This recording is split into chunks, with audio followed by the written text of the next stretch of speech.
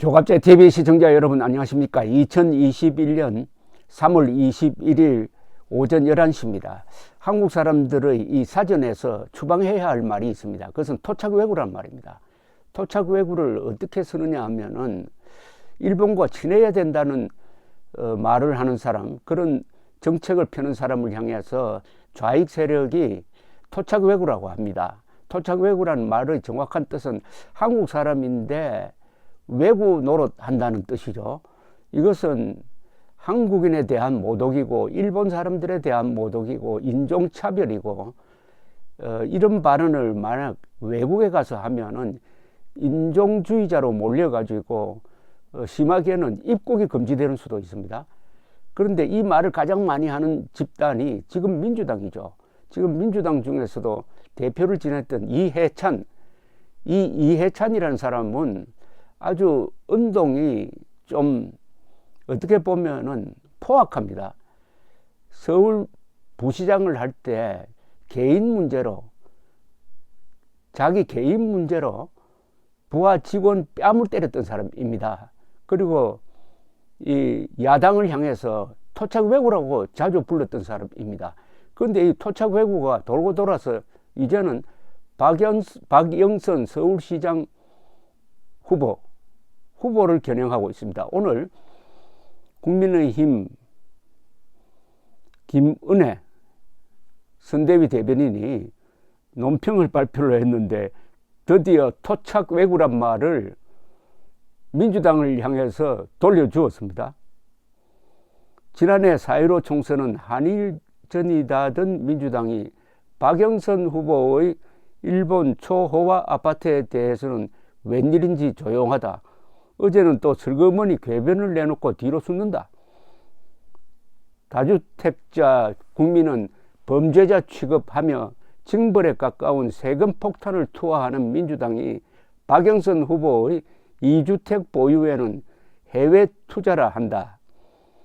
3,000원짜리 캔맥주, 10,000원짜리 티셔츠에는 7일의 낙인 찍던 사람들이 정작 10억 원이 넘는 야스쿠니 신사 뮤 아파트를 보유한 박 후보에게는 꿀먹은 벙어리가 된다. 죽창을 들자면 내표를 찌르던 반일 적폐 놀이가 메이드 인 자팬 아파트를 절대 놓지 않으며 일본 당국의 세금을 꼬박꼬박 내는 자객편 후보에는 어찌하여 멈추나. 내가 하면 해외 투자, 남이 하면 토착외구. 당신들의 위성과 이중성이 국민들은 지긋지긋하다. 위안부 피해 할머니들의 아픔과 상처를 자신들 주머니 채우는데 이용한 윤미향 사태도 모자라 이젠 세간의 수군 그림 그대로 서울시장이 아닌 도쿄시장 후보를 찍어달라고 한다. 좀 통쾌하고 웃기기도 하고 보기 드물게 잘 쓴 논평입니다. 토착외구가 어디 있습니까? 라고 묻는다면은 굳이 찾아내면은 토착외구는 청와대에 있습니다. 청와대에 있어요. 그리고 드디어 박영선 서울시장 후보가 이제는 도쿄시장 후보로 왜 안 나왔느냐. 당신이 진짜 토착외구 아니냐라는 말까지 이제 나오게 되었으니까 이 나쁜 말을 잘못 쓰면은 돌고 돌아서 결국 자기를 찌른다는 이 영원한 진리가 또 한 번 확인되는 순간입니다. 그런데 여기에 또 한 사람 등장했습니다. 그 토착외구라는 말을 잘 쓰던 이해찬 씨가 요새 또 이 선거운동에 나섰어요. 그러면서 이번 선거 사실상 끝났다. 거의 다 이겼다. 라고 말을 하기 시작을 했습니다. 이렇게 하니까 이 이해찬 킬러가 또 한 분 나왔습니다. 전역 전 국회의원, KBS 도쿄 특파원을 지냈던 이 전역 씨는 또 지일파이기도 합니다. 일본에 대해서 잘 아는 분이죠. 책도 쓰고 베스트셀러 일본은 없다는 책도 썼던 분인데 퇴물 정치인 이해찬 재등장 이란 제목으로 블로그에 글을 썼는데 이 스트레스 해소용으로 이 글을 소개해 드리겠습니다. 온갖 포문 다 잡고 사실상 정계 은퇴 운운한 이해찬이 재등장했습니다. 원래 돈 떨어지면은 은퇴 번복하는 퇴물 연예인처럼 퇴물 정치인 이해찬이 재등장했습니다. 나의 인생 국민에게 그게 참 어려운가 봅니다. 시사타파 TV 이어 김어준 유튜브에서 등장하여 서울시장 선거 거의 이긴 것 같다고 했습니다. 그리고 나갈 수 있는 방송은 가리지 않고 다 나가겠다고요. 되지도 않을 한명숙 무죄 만들기 시도하는 박범계나 한동수처럼 어거지 부리고 헛폼 재는 것 좌파들의 DNA이지 싶습니다. 이해찬 말대로 서울시장 선거 이미 끝났어요. 서울 시민들 폭등한 부동산에 앞으로 다가올 악마의 보유세 악몽을 꾸고 있어요. 이미 작심하고 작정하고 투표장으로 갈 겁니다. 민주당이 이길 것 같다? 해찬들 백일몽이죠. 이길 것 같다면서 온갖 방송에 왜 모조리 얼굴 내밀겠다는 거죠. 민주당 깨문이들 결집해서 나 이해찬은 최선 다함 인증샷 찍으려는 겁니다. 민주당에서는 대선 승리를 위해서는 이번 선거 지는 것이 정답이라고 본답니다. 문재인 레임덕, 이미 문재인은 분리 폐기 들어갔고요. 1년 남은 문재인이니 박영선이나 그냥 버려도 하나도 아깝지 않은 겁니다. 외려 이번 서울 부산에서 폭망해서 심기일전하면서 대깨들이여 굴기하라. 그래서 대선은 꼭 먹자는 거죠. 이해찬이 나온 이유 대선 메인 게임 위에 몸 풀러 나온 겁니다.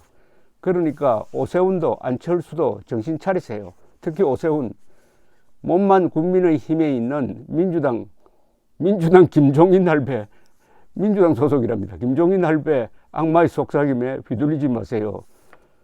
전효옥 씨는, 김종인 씨는 민주당 불확실한 이 시각을 보여주고 있습니다. 여기에 나온 이 말, 이미 작심하고 작정하고 투표장으로 갈 겁니다. 민주당 이해찬 씨가 말한 대로 서울시장 선거 이미 끝났습니다. 이 말은 상당히 핵심을 찔렀습니다. 분노투표가 이번에 이루어질 것 같습니다. 분노투표. 지금 민심 돌아가는 거 보면 서울이 특히 전국에서 가장 반문재인 정서가 강합니다. 서울에서는 국민의힘이 민주당보다 지지율이 더 많아져서 역전됐어요. 그리고 반드시 정권을 바꿔야 되겠다는 여론이 서울이 전국 평균보다 훨씬 높습니다. 이 서울이 왜 이러냐? 흔히 서울 하면 호남 사람들이 많이 산다 이런 고정관념을 갖고 있는데 그것도 많이 인구 구조의 변화에 의해서 많이 달라졌습니다. 호남 사람들 비율이 출생지로 보면 한 14.8%, 경상도도 한 12. 몇 퍼센트 됩니다. 서울에서 태어난 사람들이 역시 한 50% 차지하니까 호남세가 강하다는 그런 고정관념으로는 이해할 수 없는 현상이 지금 벌어지고 있습니다. 반문 도시, 서울이 지금 반문 도시가 되고 있습니다. 반문 도시. 어떻게 보면은 청와대가 이 성난 민심에 포위된 겁니다. 그것이 이번 선거의 투표율을 올리고 특히 이 꿈을 접은, 꿈을 상실한 젊은 세대가 투표장에 많이 몰려나가고 하는 상황이 예견됩니다. 물론 그렇게 하려면 단일화를 잘 해가지고 이런 국민의 열망을 조직하고 동원하는 이 범야권 정치인들의 노력이 필요합니다. 그러나 이 민심의 격동이 워낙 심해가지고 이런 투표를 흔히 분노투표라고 합니다. 분노심으로 몰려가서 투표를 극적으로 높이면서 현 정권을 심판하는 이런 선거가 예견되고 있습니다. 1985년 2.11 총선이 전두환 정권에 대해서 국민들이 분노투표를 했던 경우입니다. 그때는 투표율이 86%나 됐습니다. 그리하여 민주화를 대세로 만들었습니다. 그런데 그 분노를 일으키는 사람 중에 한 사람이 바로 이해찬 씨입니다. 이해찬 씨가 등장함으로써 전효옥 씨처럼 이렇게 분노하는 사람들이 한두 사람이겠습니까? 그런 점에서 전효옥 씨는 김종인 씨가 민주당 프락치라는 시각을 가지고 있는데, 어떻게 보면 이해찬 씨는 이거 어떨까요? 야권의 프락치 역할을 지금 하고 있는 것 아닐까요? 어쨌든 스트레스 해소 좀 되셨습니까? 감사합니다.